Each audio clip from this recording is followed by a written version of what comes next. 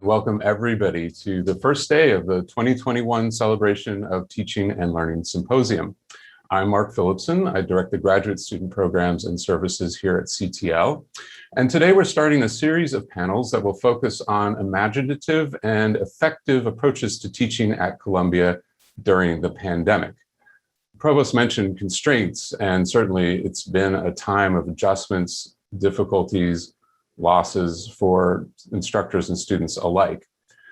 But being jolted out of the normal, however painful it's been, has also spurred a number of promising new practices. It's refreshed our appreciation for what's really important when it comes to engaging students and helping them learn. And it's made many of us more strategic in the ways that we're using technology to drive interactions in a class. Today's panel will be discussing ways of engaging students online within the context of the seminar. Later this week, we'll shift to thinking about this engagement in large classes and then in lab and clinical settings. But for now, the seminar. Its name is etymologically connected to seminary or seedbed. And indeed, there's a protected quality to seminars. They're spaces where a small community comes together to venture and to grow understanding. There's a good deal of trust necessary for this growth and a good deal of interaction. College prep literature warns matriculating students that seminars aren't lectures, aren't just for listening to the professor, and instead prepare to be seated around tables or in crowded circles, nowhere to hide, expected to participate in dialogue. For many students, seminars are the entry into intellectual life in college. This is particularly true at Columbia, where the core curriculum introduces undergraduates into a venerable seminar tradition dating all the way back to the previous pandemic.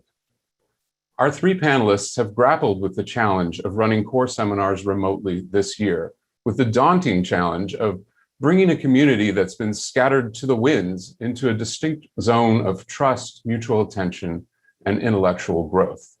And they've met this challenge with tactics I know you'll find inspiring. We'll hear today from Professor Manon Ahmed in the History Department, Professor Hannah Weaver in the English and Comparative Literature Department, and Zachary Domach, a graduate student core preceptor in the Religion Department. But before we start, some housekeeping. Each of the panelists has recorded a short presentation, and we'll watch those first. Then we'll shift to a live Q&A period where the panelists will be with us to answer questions you may have. While the presentations are running, we encourage you to pose questions for the panelists by clicking on the Q&A button and typing in a question. If your question is for a particular panelist, please specify their name along with that question. We'll collect questions and cover as many as we can with our panelists after the presentation when they're live with us. First up, we'll hear from Manon Ahmed. Manon is an associate professor in the Department of History, where he is a historian of South Asia and the Western Indian Ocean, specializing in intellectual history and colonial and anti-colonial thought. His latest book is The Loss of Hindustan, The Invention of India.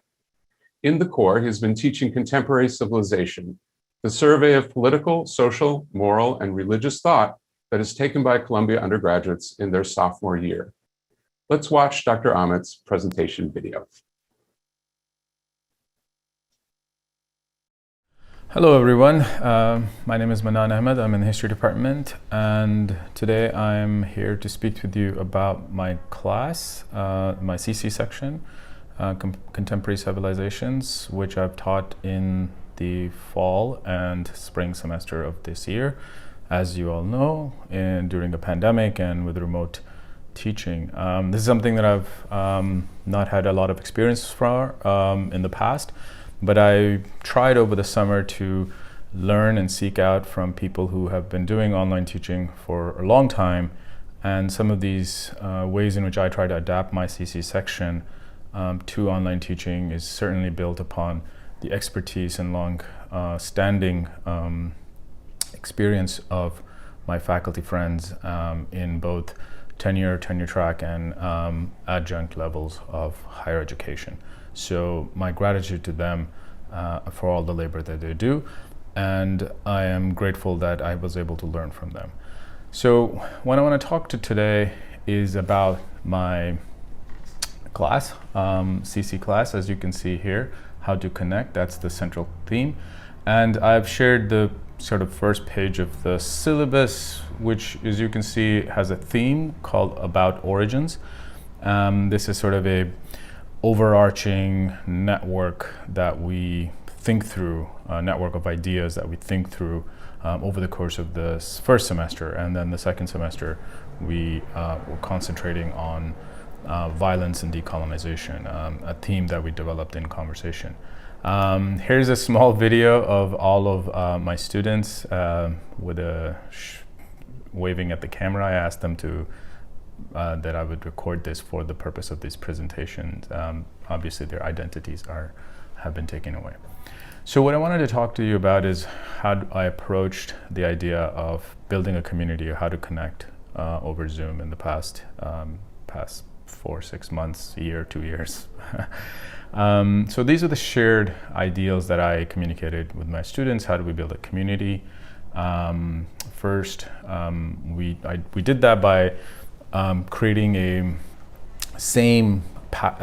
virtual background for everyone. So that kind of gave a homogeneity to the classroom. As we know, in a physical classroom, we are all in the same social space.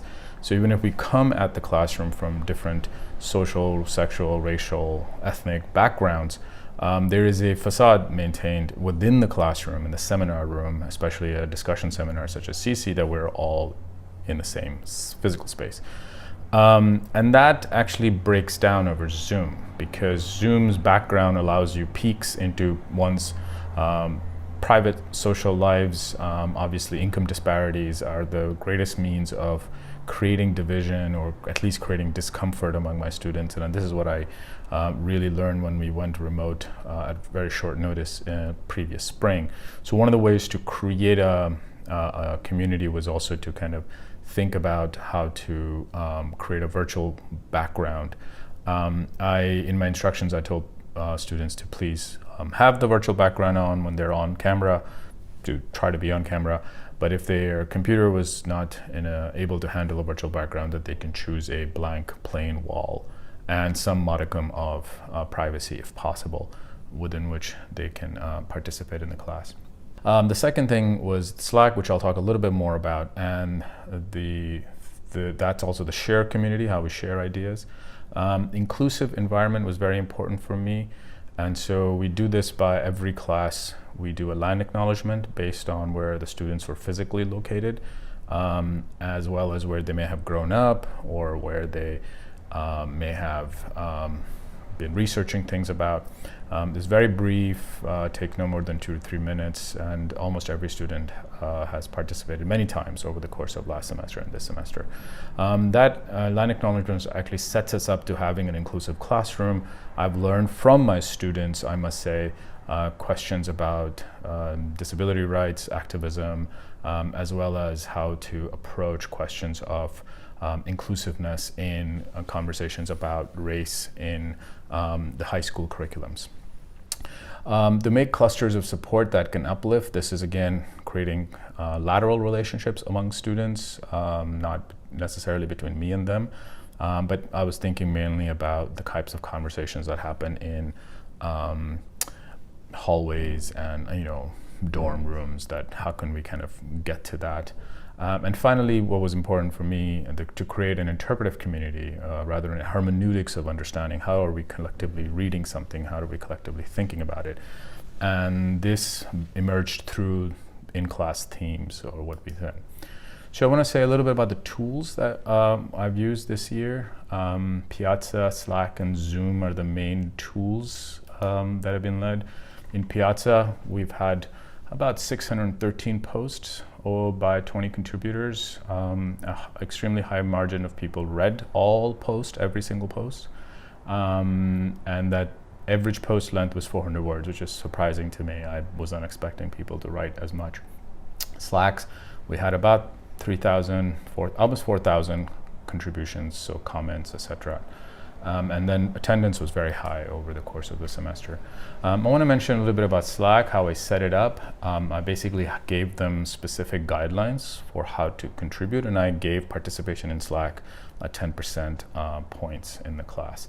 So that incentivized them, but also there were rather kind of secure guidelines of what to do, what kind of conversations we were needed. And then there were these channels like book recommendations, memes and intro to TikToks on people, some of it on campus kind of conversation, and random, which was a good choice because a lot of things fall into random.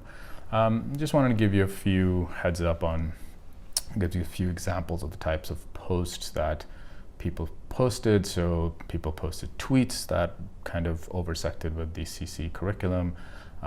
My favorite is this recent one where the student is talking about the mosaic in Butler Library, and of course cat pictures and plant pictures and sunset pictures, which is lovely even for me to create a sense of humanity in my own soul.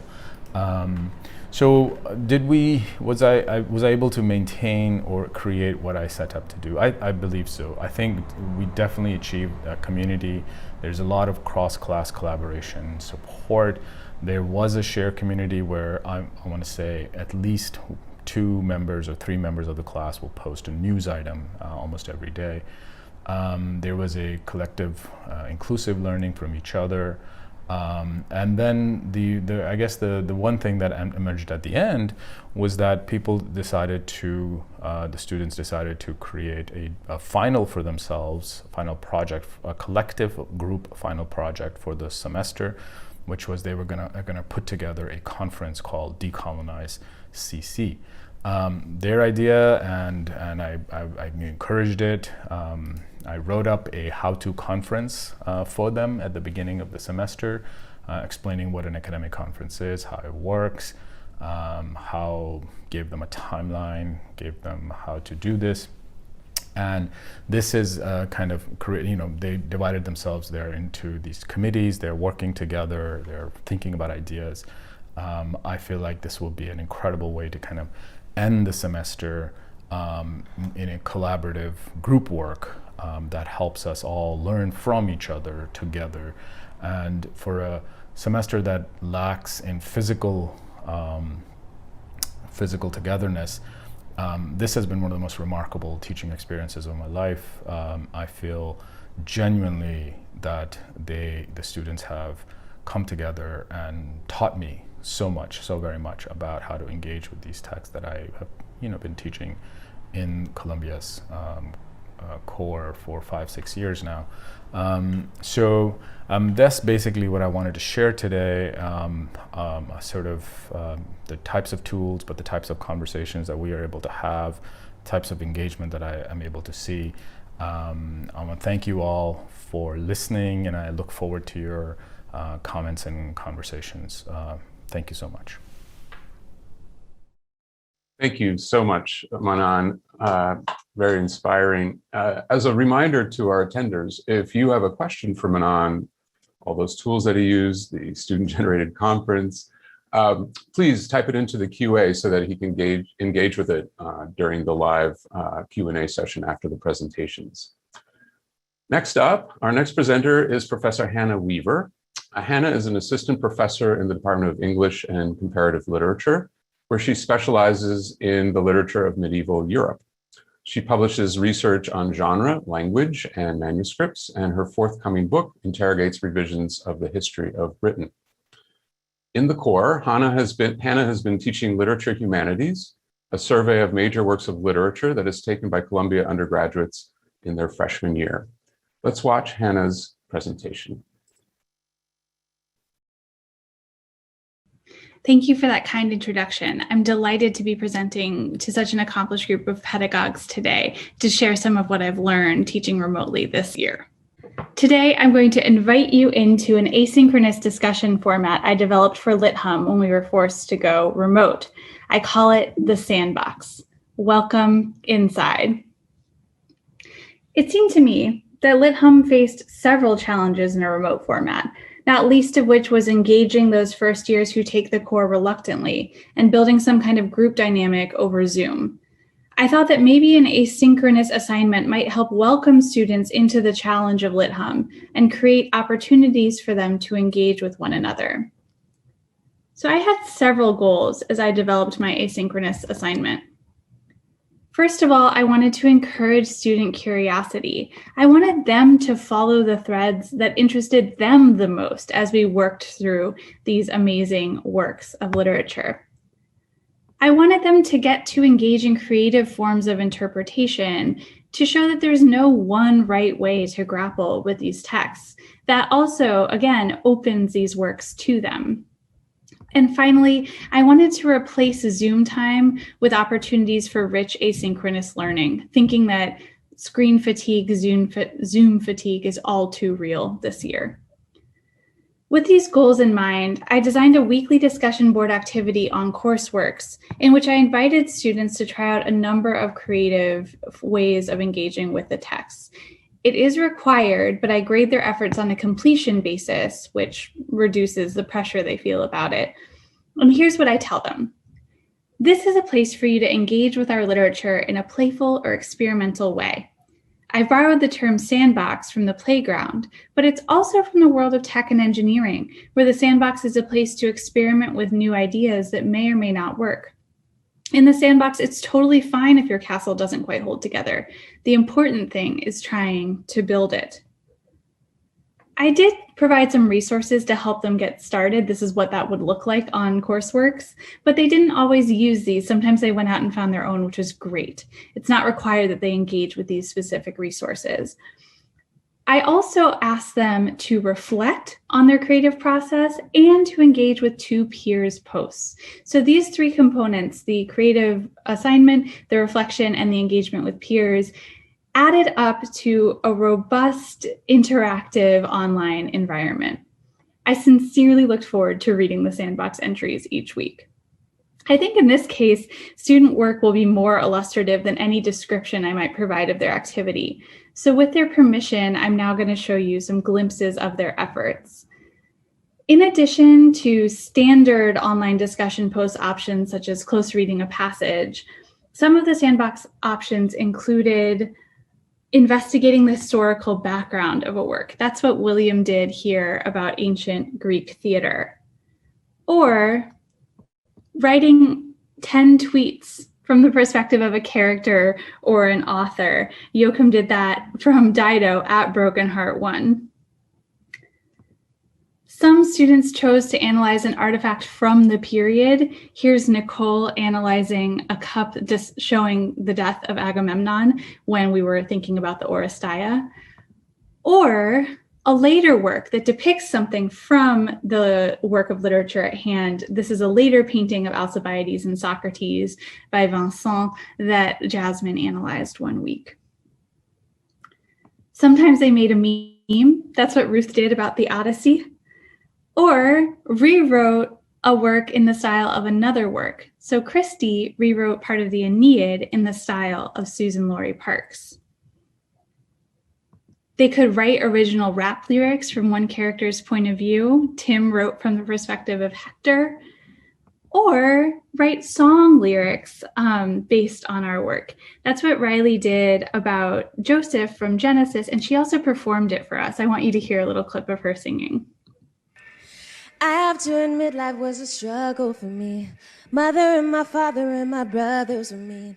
Ended up in Egypt in slavery. 'Cause God filled my dreams with prophecies. God was the only one with me.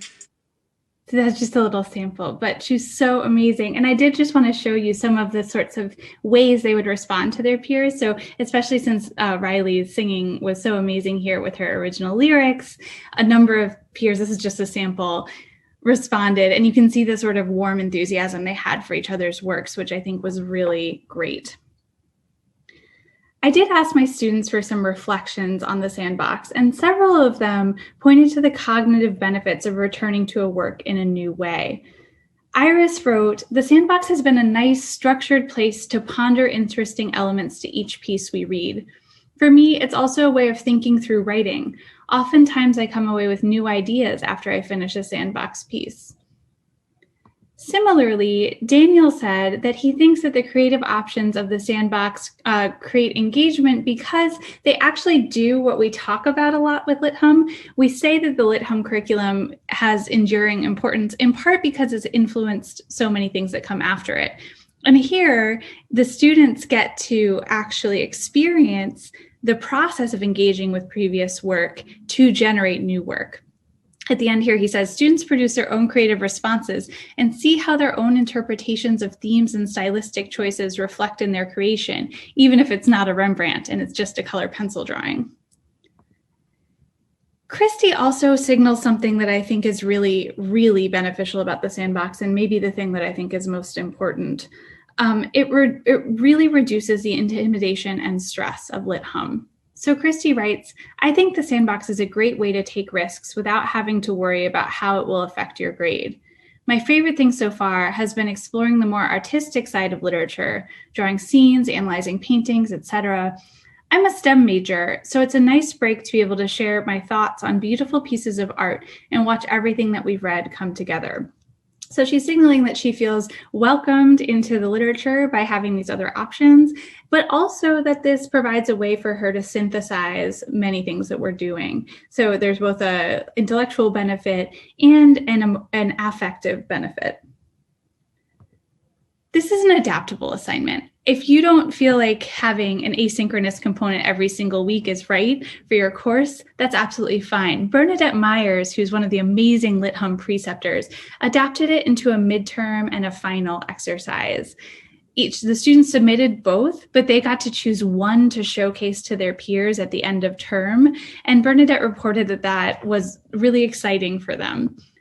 She moreover said, quote, students came up with some really incredibly creative interpretations of the text, and they were really emboldened, I think, to be more critical through their creative reinterpretations, as opposed to paper writing, where appreciation or intimidation could limit their analysis of the literature. Bernadette here is, again, signaling the lowering of the affective barrier that happens in the sandbox. And I guess I'm using this term affective barrier. I come from a background in second language acquisition training. And in that field, the affective barrier between wanting to speak but feeling embarrassed to speak in a second language that you're in the process of acquiring is a major area of research. And so I've been thinking about that with Lit Hum because a lot of our students feel that their strengths lie in STEM fields and therefore feel a little intimidated by Lit Hum. Here, the sandbox lets that intimidation dissipate in favor of being a little bit playful and creative. So in sum, being forced to be creative because of teaching remotely has led me to develop these assignments that I think are going to be portable beyond the age of Zoom. I feel like I wouldn't have leaned in so much into these creative assignments in another time. And yet I've seen so clearly how they have both intellectual and affective benefits for the students. And I can't see myself giving that up. I may follow Bernadette's lead and adapt them into midterm and final assignments rather than a weekly one. But regardless, I think that integrating creative work into Lit Hum is something I'll definitely be doing going forward. Thank you. I'm really looking forward to our discussion. Thank you so much, Hannah. If you have a question for Dr. Weaver that she can address in the live Q&A session following these presentations, please do type it in the Q&A, specifying that it's for her.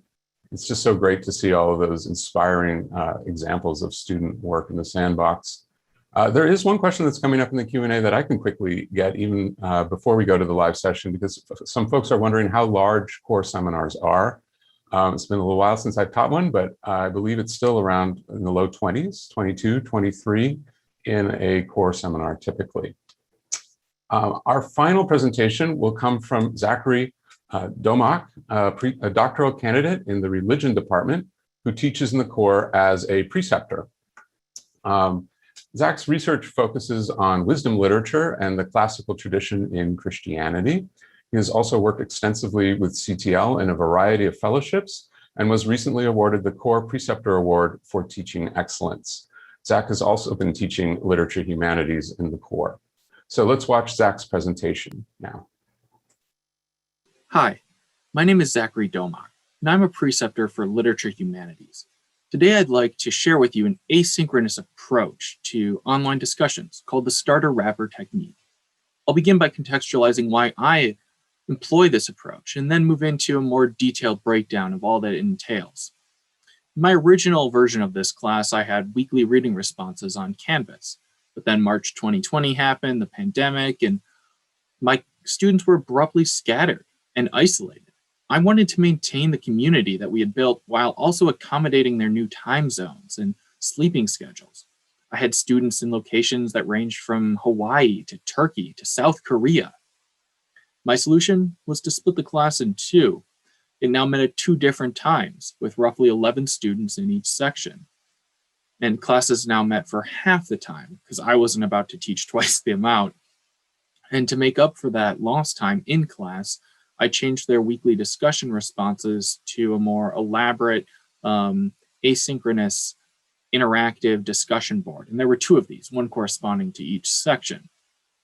My main goals here were to ensure that none of my students were in class at 4 a.m. at their local time, and also to reduce Zoom fatigue, to increase focus with the shorter class time.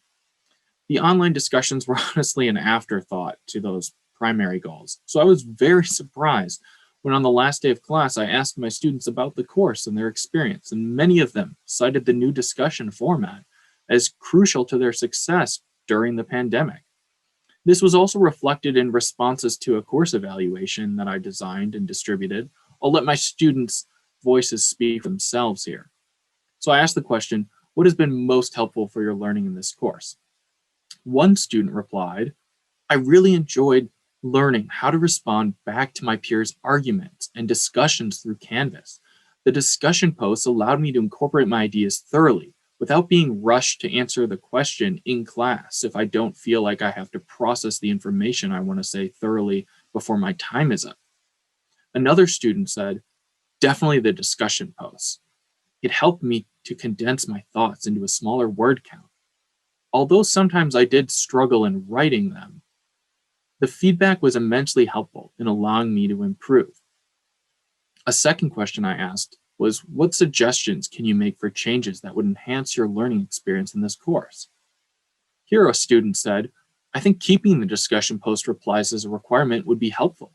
I think being able to see other people's reading responses and the ways which they would engage and interpret the text would help me in my future reading responses. A second student said, I think there should be more discussion posts. Now, as I mentioned, these sorts of responses were totally unexpected. But since they were so positive, I determined to carry their advice into fall 2020. Like many instructors, I used part of summer 2020 to conduct a fair amount of research into online and remote learning. And while reading Michelle Miller's 2014 monograph, Minds Online, I encountered a footnote that mentioned something called the starter wrapper technique. Further research led me to several other studies on this method, and in its basic form, it's an online discussion in which one student acts as the starter and one as the wrapper. The starter poses a question or questions for discussion, and the wrapper summarizes the resulting conversation. There are more involved forms of this technique that introduce roles, such as the devil's advocate, and I like the idea of roles, but I didn't see any need to go overboard with them in my class. So in my discussions, there are two moderators, in addition to one starter and one synthesizer. I renamed the wrapper as a synthesizer because I feel it more clearly communicates the skills I'm asking of my students. In my class, there are two parallel Canvas discussion threads each week. To keep the conversations focused and to reduce the number of posts my students need to read, each thread involves just half the class. So again, I'm kind of pulling this from the things that I did during the pandemic transition. Each week that one of my students does not have a discussion role, they are a participant and must post one original comment and at least 2 replies to their peers. That could be either to fellow participants or to one of the moderators. I asked that their original comments be 200 to 500 words. Last semester, I actually limited them to 300, but several of my students wanted to write more. So I said, okay, you can write as much as 500, but don't go beyond that because then the discussion boards will be too long and people won't read your posts. And the replies, I don't have a minimum word count on those. They can be made to a classmate's original response or to a previous reply. I just tell them it's insufficient to say something like, I disagree, and leave it at that. Of course, that's a great comment that has potential, but it needs expansion. The idea here and this is what I stress, is to engage with the text and with the ideas of classmates. So let's go into a little more detail now about each of those roles. The starter is the person who opens the discussion thread, right? They ask critical questions or they pose relevant problems to the text. In short, the starter's job is to post contributions on which their peers can build. This role requires the starter to read ahead, and the starter also kind of keeps the discussion focused and on the right track, so they can offer clarification whenever necessary. For example, if one of the replies maybe is misunderstanding the discussion prompt, then there's the moderator, and there's actually two moderators. These people monitor the discussion. They ask critical questions. They can request others' perspectives, say something like, could you say more about that? In general, their job is to encourage participation. They might add new points into the discussions to reactivate conversation if discussions have slacked off. And then finally, there's the synthesizer. This person integrates the ideas posted by the group throughout the week and concludes the discussion by highlighting all new ideas, themes, solutions, and applications constructed throughout the discussion. I posted detailed guidelines on each of these roles, as well as a rotation schedule so students know when they have each role and responsibility. And that's all on Canvas. If a student has a discussion role, they're excused from regular participant responsibilities. But if they like, they're still welcome to contribute to the discussion as normal. And that's a change I made based on feedback from my students who felt that they couldn't participate in the discussion when they wanted to if they were, say, the starter or the synthesizer. So I made that explicit this semester. Here you can see on the screen a breakdown of the weekly discussion progression. The starter posts on Monday, students have a couple days to see what's up and then respond on Wednesday. The moderators then have their first round of responses. Then there's a second round of responses from the moderators, as well as the replies by the participants due on Saturday. And finally, on Sunday, the synthesizer summarizes the conversation. So I'd like to close now with some more of my students' voices, this time from an evaluation that I distributed at the end of fall 2020. So again, I asked, what has been most helpful for your learning in this course? One student said, the discussion posts have been the most helpful for my learning in this course. I was able to take more time to analyze the text, think critically, and formulate an opinion. I still think about previous discussion posts to this day and have even discussed some of the topics with friends, family, and other people outside of Columbia University. A second student said, the discussion posts were very helpful in diving deeper into certain parts of the text we were working with in class on a given week, and helped me feel more prepared to discuss in class after already writing how I may have interpreted something and seen how it compares to others in the class. A third student wrote that the online and class discussions have been most helpful. From others, I can learn new perspectives and then combine those with my own ideas to form something unique. Moreover, if I didn't understand something in the readings, I can always refer to the discussion posts to clear up any confusions. And finally, one comment from a fourth student. I think that the full class Zoom discussions have been most helpful for my learning overall, but I think it can only do that because it's not the only way of learning. I think the discussion board and the small class discussions give me a focus as to what I want to think about for the full class discussions. And then the full class discussions give me the opportunity to hear more perspectives than the smaller discussions, end quote.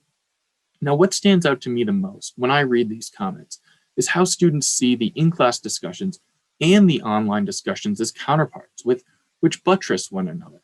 And that's how I see them too. My learning objectives for literature humanities involve the development of close reading, textual analysis, and seminar skills, and online discussions are fundamental to each of those. Thank you so much, Zach. And thanks again to all of our panelists. It's been really wonderful to hear about these innovations, and it's great to be joined by you live now to answer some questions that have accumulated. And for those of you watching, it's not too late to add more. Feel free to add questions for one or all of our panelists in the Q&A, and we'll get to as many as we can before our hour is up. So I'll start with a couple that have come in because it dovetails with an observation of my own. I've really been struck in all of three of these presentations by the sheer profusion of student activity in these asynchronous spaces that you've set up for them, which is, of course, a reflection of the way that you're helping them to find community and comfort and purpose within the seminar, as well as heightened agency, since these interactions are not being routed through you as much as they might be in a traditional in-person seminar. But the core reading load is not light, to put it mildly, and the pandemic has been putting extra demands on everyone, not least students. And so we do have a couple of questions wondering about this. So Saranda, pardon me if I mispronounced that, says it's been challenging to keep students curious, interested, and enthusiastic during the pandemic. And the pressures of college are a lot, even without a pandemic around it. So how has it worked to increase activities for students, like Manon's conference that he was talking about, or that sandbox, or all the discussion posts that that Zach was talking about, and Zach had to actually cut back and ask students to stop writing so much. So what happens to students who are not able to conjure up creativity when others are? And a lot of students would like just to do the bare minimum to get through and are barely staying afloat, is the suggestion. And then Aubrey also adds that CC and LitHum are very labor-intensive courses.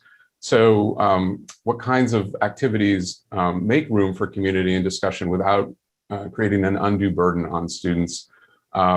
And for example, students who might not be familiar with Slack or some of the tools, or might not be so facile in sort of creative zones online. So that's a big question, and I'll just throw it open to all three of you to let us know what you think about that profusion of activity that your students were inspired to do in this particular context during the pandemic.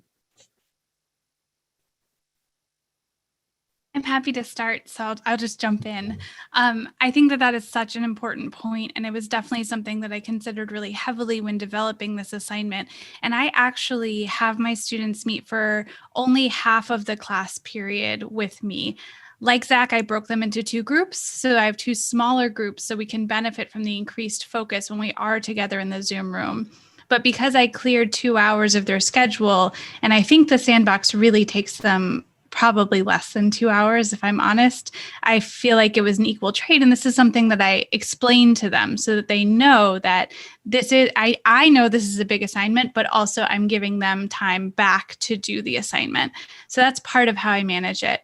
In terms of helping them stay creative, there's so many different options that I feel like some of them are less work, some of them are more work. I found that students naturally do a range of them without needing encouragement, partially because they see how neat the things their peers are doing. And I think without there being explicit peer pressure, I mean, obviously peer pressure is not a great thing, but they want to rise to the level of the discussion that they're seeing from their peers. So I think that I found that kind of takes care of itself. And some are more and less creative too. So depending on how the juices are flowing, there's an option for you depending on where you are. I've noticed something similar. I find that my students also have created a very strong sense of community, which is absolutely incredible and I think essential to their success in this moment. And because of that, they sort of build off one another, and kind of it's honestly it's more them than me. I'm in the back seat for sure, and they're the ones sort of using that momentum and inertia to keep going and stimulating one another, and also like Hannah, although not to the same extent.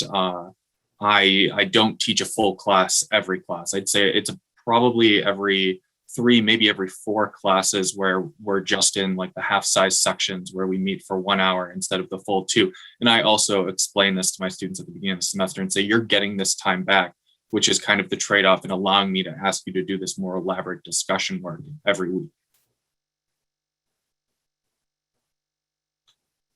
Great. Thank you. I want to basically start off by actually acknowledging that our graduate workers are on strike right now for a union contract, and I support their effort, and I wish that the university would quickly enter into an agreement with them. And with that said, I think the questions of what the students have volunteered to take on as a burden in this time, and what as an instructor we can require to keep the integrity of the classroom and keep the integrity of the intellectual work we're doing, in this year has been a process of adjustment on both our sides. It's not to say that teaching 2 classes and having other administrative duties was any less challenging for myself as a person.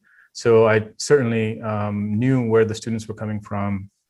And so what I tried to do was have an open conversation, and much like my colleagues here, I tried to give them back as much time as I could from other assignments or other readings, and also tried to be very sensitive to when there were harder weeks or when there were particularly challenging things. And I worked with students one-on-one or as a smaller group to make sure that they were carrying the loads that they can manage. And just to clarify, the conference was not my idea, it's not part of the requirement of the class. This was something that we had a conversation at the end of the last semester, said, would you like to continue with individual or partner assignments for next semester? Or would you like to do something collective as a class? And they collectively said, we would like to do something as a collective on. And so then I basically created the infrastructure to help them figure out how to do something like that. So these are all, in a sense, and even Slack was not there was no limit, there was no minimum requirement for posting on Slack. So there were guidelines, but I let students pick their own space and their own pace. Thank you. Thank you, Manan. And while we're talking about Slack, there have been a couple of questions wondering a little bit more about any kind of guidance that you gave for that posting, and if there are moments of uplift or support in that sort of Slack stream of almost 4,000 posts that stick in your mind. Absolutely. I mean, so just to be clear, I myself was new to Slack. I had never used it in any setting before I tried to deploy it. And I learned about Slack from my colleagues who have been teaching mostly in adjunct positions or in positions of precarity, and have been able to use all the resources that they can in order to reach the students when they can. So I'm drawing upon experience and knowledge that my colleagues who have been doing online teaching for a lot longer than any of us, at least in anyone like me. And Slack was recommended alongside a couple other formats, and I investigated it. And in terms of uplift, again, I tried to model both in-class behavior, where I tried to basically ask students to, in a discussion forum, actually expand and uplift their colleagues, their peers' points, rather than create a new thread. And to just acknowledge when someone says something that they agree with, and they find it informative or they find it compelling. And that really transferred into the Slack, which has, emojis and has GIFs and has all these other, memes that can be used. And it was just heartwarming to me. Even as a teacher with decade long, I've never had the experience of 20 hearts next to my musing. So it made my day go a little easier as well. And Slack really helped us as a class come together. I really believe that. Thank you so much, Manan. There's a question for Hannah that has come in from Jamie. Hannah, and this echoes a couple of other questions that have come in too. Wondering about whether you had a chance to give feedback or comment on students' posts in the sandbox. It feels like there's just so much to take in with all of those wonderful productions, and each one of them is sort of coming at you on its own terms. And so there's questions about how you responded to them, or whether it was up to students to respond to each other's sandbox postings. So the answer is both. I do respond to them, but the students are also required to respond to 2 of their peers, which functionally means that almost every post gets pretty solid engagement, and they have instinctively spread out the engagement unless someone does something truly extraordinary, like the discovery that Riley has a beautiful singing voice garnered more than its share of comments, shall we say? But I think that's rare. Usually, it's pretty well distributed. I leave maybe 3 to 5 sentences, short sentences of feedback on Courseworks. And I just want to put in a plug for just the Courseworks discussion function. It's not beautiful, but it kind of looks like Reddit. It's not that alien from how students might engage with various material in their own lives. And the nice thing for us as professors is that the speed grader function works on discussion posts. So it shows me the student's original post, and it shows me that they've engaged with 2 peers at a glance. So I don't need to comb through and meticulously say, yes, yes, they did both of their responses. So that saves me a lot of time as well. I usually respond to them early the following week. So they're due on Friday. I normally get to the responses on Monday. That seems to work for them too. So that's how I manage it. And Courseworks discussions allow all these multimedia formats to be uploaded. So that's another advantage of it. Thank you, Hannah. It seems only fair I'll give a question to Zach. Zach, one has come in from Joseph, and Joseph says that he loves the idea of assigning roles, but he's wondering how much flexibility is built into that approach. Was there a policy to incorporate a grace period, for example, if an individual had a hard time synthesizing on a Sunday, or if there was undue stress during different times in the semester? And did you have a rubric or what guidance did you give to students for like how to fulfill the roles that they were given? Thank you for that question, Joseph. So the answer is, I guess, yes and no. I have flexibility explicitly built into my course in terms of the actual like more formal analytical essays that they're writing. I give them all no questions asked, free 1-day extension. They can just use it whenever they want, depending on the needs of their schedule. I don't have that same policy for the smaller weekly discussion assignments. And instead, what I do there is just kind of encourage my students to reach out to me, and they do. Like whenever something's going on, I've worked very, very hard to kind of create a environment where they feel comfortable and safe approaching me and just letting me know that they need more time for something. I mean, I just work with them. I just stress pretty much every class that I'm here to help them succeed in whatever way I can. And I'm invested in that. And I think just kind of stressing that over and over again helps them realize that I'm not some like intimidating figure, but I'm someone they can talk to. I'm a human being. And I'm there to work it out with them. So I don't have like an explicit sort of policy for the discussion roles. It's more just kind of like an open door in an environment that I have created. But I do, to the latter part of your question, have pretty clear guidelines for these posts. So I have both like an initial sort of outline of what you should be doing when you have this role posted on Canvas. And I also have posted on Canvas a grading rubric that I have in terms of how I'm going to assess these things. And it's not assessed in like a very severe way. It's more in the completion sense, as Hannah was getting at. Thank you, Zach. The next question I'll just pose to all 3 of you again, because it's a large one again, and it again connects back to that question of like all the activity that's happening in these new spaces that you're creating for your students. So Anonymous says, I am so impressed by these presentations and the results you've shared. I'm curious how, if at all, you saw students' engagement in creativity in these lower stakes assignments and post transfer into motivation or quality engagement with more formative or summative assignments within the course. And this also echoes another question asking about like how the formal writing assignments in the course were kind of affected by these less structured ways of engaging.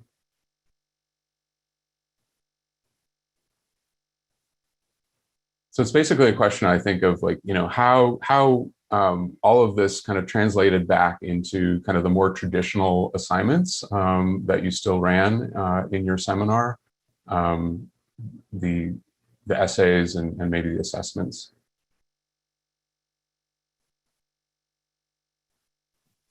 I can start. I think that one of the primary ways that I've seen that transfer, and I would say there is indeed a skill transfer, is in the practice that the students get doing some form of like close reading, and then beyond that, articulating their interpretation and communicating that in a way that is clear and supported by evidence, and is somehow linked to a larger conversation within the discussion posts. So that way, when they get to the actual papers, they're already used to sort of either advancing a position, developing it, building off an earlier idea, and beyond going back to the text, anchoring it and saying, here's my evidence, here's why I think this. And so those sort of skills are, in a slightly softer way, very much so a part of the discussions that I have them practice. And that's intentional. Like I really stress these points because that is, of course, a fundamental aspect of humanistic thinking and writing. I think from my experience, the formal essay in last semester and then this semester, which I haven't yet received all of them yet, but we're really enriched by the kind of cross conversation among students. So here, I think in addition to the type of close reading that Zach has already mentioned and citations from the text, I also saw a lot of building on arguments and citing their own colleagues and peers in the type of arguments that they've been making, which made a much more interesting paper for me to read. So I think the more engagement that they had with the material in the classroom, and the more it was reinforced by their conversation, the better their formal writing emerged as a result. Even in Piazza discussions, I found it to be much more closely engaged with the text than even previous experiences in CC. I don't have too much to add, but just to say that I think the more they are writing, especially in their first year, the better, the less intimidating the task becomes. So if they're allowed to do it in this sort of playful way, they're still practicing skills, like Zach said, that will transfer into their essays. And my personal favorite, just 2-second aside, is when the students currently taking Art Hum take the opportunity in the sandbox to practice analyzing images, which is just amazing because it's this cross-fertilization in the core. Fantastic. Wonderful. Yeah, we're always looking for that cross-fertilization. I also had this question of the many sort of tools and approaches that you've featured, maybe like a quick round robin. Which do you think you'll keep when we come back in person and you're teaching a more traditional version of this seminar? And which would you discard in favor of the in-person classroom experience? So what drops away once we come back in person?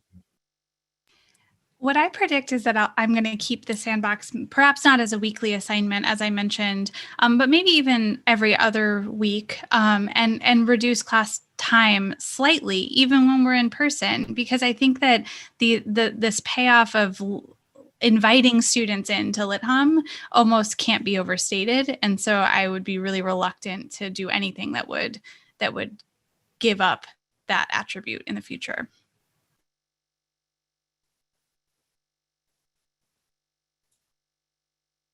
What about Zach, Manon? What might you let go? If it's a good question, and I'm honestly still thinking it through, because I have just found the asynchronous discussion so effective, and of course the research on this predates the pandemic. So this is something that is very much so already is continuing to be a growing part of synchronous in-person teaching. So as much as I can, I plan to actually maintain this, because I think that it's so nicely dovetails with the in-person discussions and the larger class discussions that I think I'll be doing something similar to Hannah. It might not be every week, it might be every other week that I ask them to do this sort of discussion thing.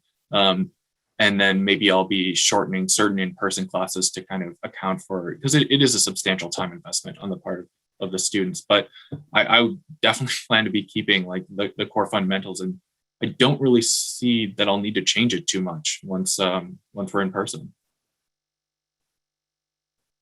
I think it's, I went to Slack precisely because I imagined some of these conversations were happening in real world and one-to-one or group to group. So I guess the thing that I would drop if we, when we go back to in person would be Slack. But I would have to take a hard look at it because I think the community making part of it seems to, at least from my observing it, seems to be much more higher. I mean, it doesn't mean that these types of activities weren't happening before. I just wasn't witnessing them directly, right?